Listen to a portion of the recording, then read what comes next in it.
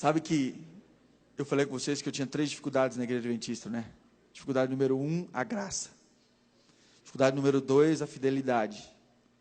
E o problema número 3 era o cinema, que eu não conseguia entender, irmãos. Por que nós tínhamos essa bobagem, né? Bobagem, agora no cinema. E aí eu comecei a pesquisar, imagina, eu era advogado de shopping center, irmãos, eu nunca paguei para ir ao cinema na minha vida. Eu assistia 6 filmes por dia, o pré-lançamento chegava, recebia um chamado do cinema para ir assistir primeiro que todo mundo, naquela sala restrita que só assiste, né, aquelas pessoas chiques. Muito bem. E o filme chegava, eu ia lá para assistir.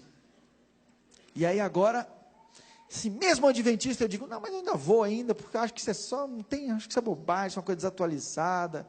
Né, eu dizia, como todo mundo diz, né, isso é uma coisa de antigamente, que os cinemas eram aquelas coisas ruins, que as pessoas iam para namorar no cinema, etc. O problema não é o lugar, o problema é o filme, se escolher bem o filme, aquelas várias desculpas, né, que a gente ouvia por aí e tal, e eu tinha aquilo como certeza absoluta, isso é bobagem e tudo. E aí, irmãos, eu comecei a estudar mais sobre o cinema.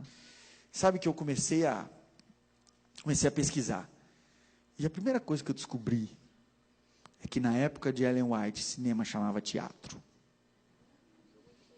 E aí eu já comecei a ficar preocupado. O cinema sempre foi chamado de teatro elétrico. Tanto que vocês têm em casa um home theater. Né? Vocês têm um teatro em casa. E sabe que algumas coisas que eu achava que era comum, comecei a estudar aquilo, comecei a estudar sobre o cinema, e as pessoas diziam, mas quando Ellen White morreu, nem filme tinha. Tinha uns 60 filmes antes de Ellen White morrer. E ela sempre falou expressamente sobre a questão do teatro elétrico, ela sempre descreveu o cinema, e aquilo era complicado para mim, mas eu ainda rejeitava aqueles argumentos ainda. Até que eu fui contratado.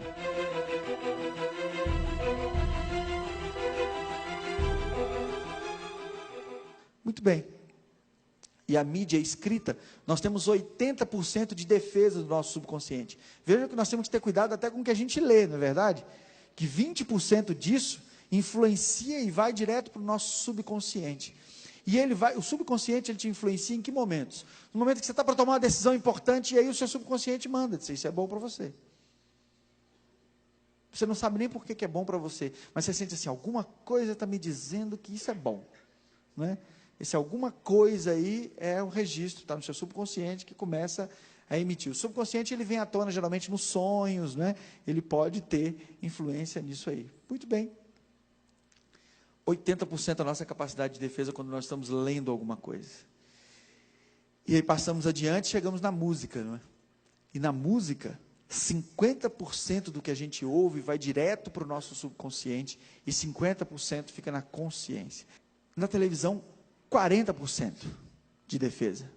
E eu digo, tá bom, né? Até que tá bom, porque 40% para 50% da música, eu achei que a televisão ia ter muito mais influência.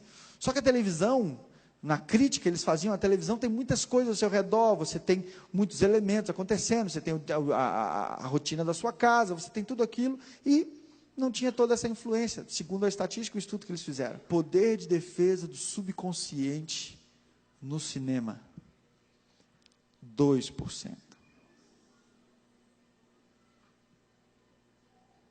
Preciso falar mais alguma coisa, irmãos?